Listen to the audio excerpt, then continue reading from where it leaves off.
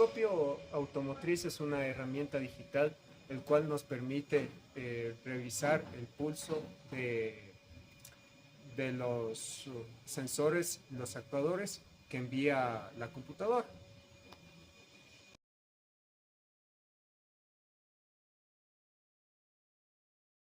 El ancho de banda es la capacidad del osciloscopio de leer una señal eléctrica a alta frecuencia sin tanta distorsión. Siempre se va a perder un tercio de esta señal al leerla. De 20 a 50 MHz se recomienda que el osciloscopio tenga esa capacidad para leer sensores, y de 50 a 100 MHz es recomendable que el osciloscopio tenga la capacidad de leer actuadores. Actuadores como las bobinas con su bobinado secundario y también las redes de comunicación de la computadora. Voy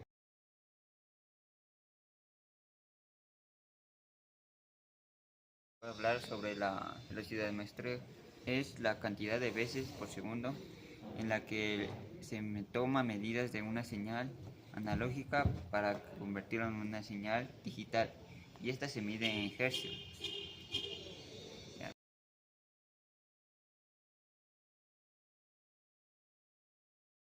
Bien, yo le voy a hablar sobre la profundidad de memoria. ¿A qué nos referimos con profundidad de memoria? Cuando hablamos de la profundidad de memoria, valga la redundancia, hablamos de la capacidad que tiene un dispositivo o memoria, por así decirlo, de almacenar información. Esto depende mucho de valores. ¿Cómo podemos decir valores? Puede que tengamos una memoria de 1024 bytes o de 12.000 bytes. ¿Qué son bytes? Es la numeración o como podemos definir la información de memoria. En esto, cuando en vez de decir 1000 o tal cual decimos un K, ¿a qué se refiere el K? Pues a la nomenclatura en nominal para referirnos a números de 1000, millón, etcétera. Por ejemplo, tenemos el kilo, el mega, el tera. Estos son, como tal dijimos, es la capacidad que tiene un dispositivo, en este caso el campo automotriz, porque esto es que se varía en campos de electrónica e informática. Como tal, en el campo automotriz tenemos la capacidad que tiene un dispositivo, ya sea osciloscopio, escáner, de almacenar información o también de almacenar información, o buffer, por así decirlo, se le puede llamar también. Esto de aquí, ¿de qué nos sirve? Para cuando tengamos para tener un registro y no estar volviendo a volver a hacer pruebas para tener esos datos, sino que buscamos en la memoria del mismo dispositivo y podemos localizar la información que ya hemos visto antes. Gracias.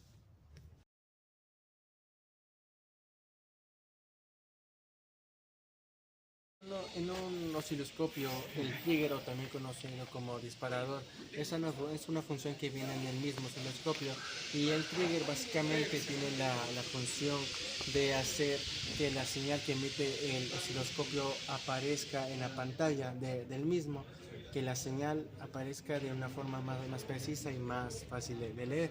Básicamente el trigger tiene la función de cuando el osciloscopio emite esa señal, como nosotros ponemos en un sensor, la señal sale muy rápida, aunque nosotros le configuremos con los segundos y con el voltaje. El trigger tiene la función específica que tiene un punto de referencia que le ponemos en el osciloscopio y permite que esa señal sea controlada y poder nosotros verificar si hay una caída de voltaje o ver si el sensor está en buenas condiciones. Para ver el trigger, la función del trigger, como podemos ver, aquí le estoy moviendo para ver mejor la señal. Entonces, cuando esto se encuentra desactivado, la señal se encuentra caótica. Y la función del trigger es estabilizar la señal para poderla observar perfectamente.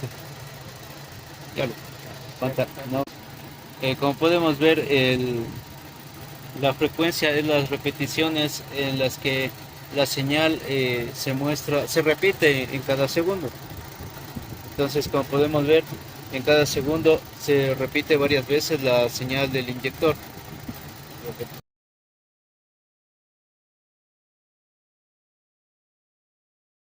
Vamos a medir el TPS con el osciloscopio. Vamos a configurar el osciloscopio. Ponemos en 500 milivoltios. a un segundo y hágale, ábrele. Todo. Dos adelante, dos atrás. Suéltalo. Todo, ábrelo todo. Ya. Lo vamos a poner cuál es el voltaje pico.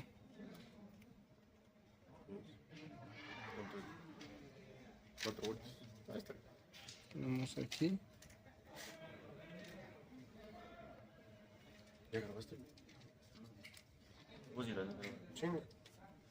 Como podemos ver que es 4.0 voltios, voltaje pico.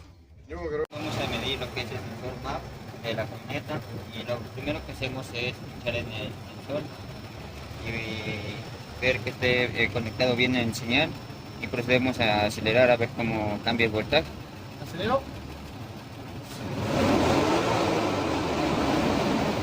Ahí lo siguiente es medir con el cursor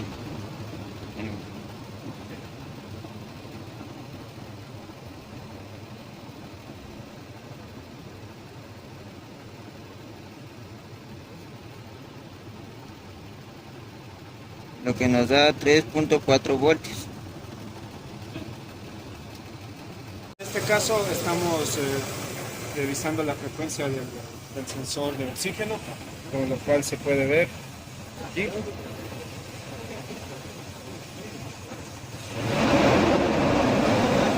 Pero no marca. No marca.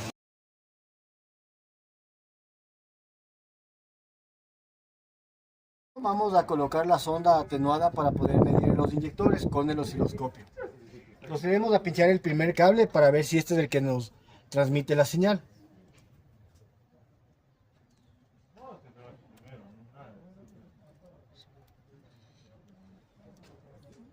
No se pincha.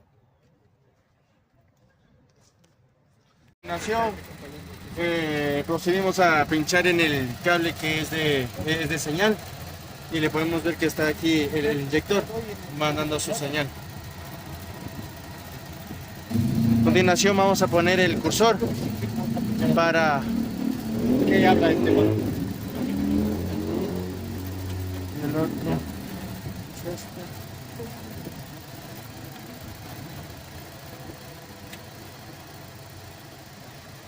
Vamos a ver el voltaje pico es de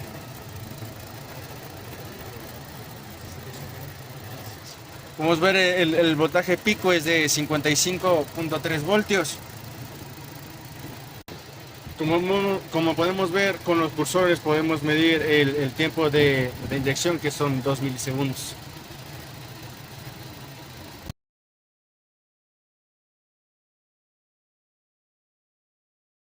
Las bobinas vamos a pinchar. Primero procedemos a pinchar buscando la señal. Colocamos la sonda atenuadora, como podemos ver ahí, y ahora sí vamos a proceder a prender el auto. Después de conectar en la bobina, elegimos, después de ver la señal, ponemos trigger para detenerla, elegimos los cursores, ¿sí? Ya, ponemos los cursores, ubicamos en un cursor en la señal mínima, el otro cursor en la señal máxima que nos da. ¿Sí? Como podemos ver, el voltaje en Y1 es de 14.72 y el voltaje en Y2 es de 11.80 voltios.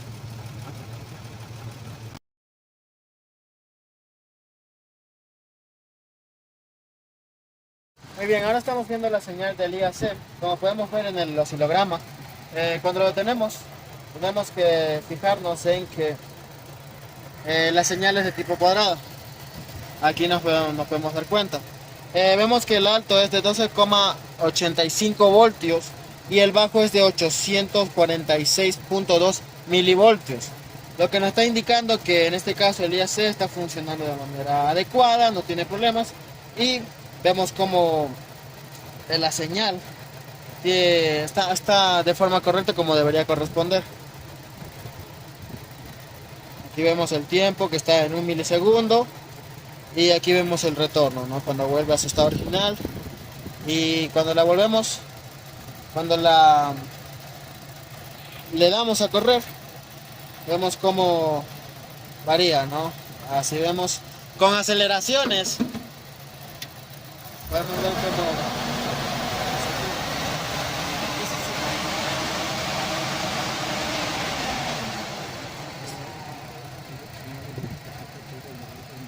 Esta es una señal eléctrica tipo PWM. Tenemos que tener en cuenta esos datos. Muchas gracias.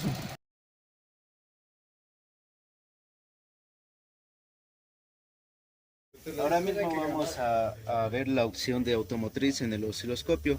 En la parte de aquí colocamos y podemos ver que tenemos para sensores, actuadores e ignición. En ignición serían las bobinas, la bobina primaria y secundaria. En actuadores podemos ver todos los actuadores que nos permite ver. En este caso vamos a calibrar para el sensor de oxígeno o sensor lambda que se encuentra aquí. Podemos ver que nos pide el material del sensor. Aquí podemos ver que en este caso es con calefactor y ponemos de acuerdo. Entonces aquí se calibra automáticamente, como podemos ver, pasa 1 segundo y 200 miliamperios en 2 señales.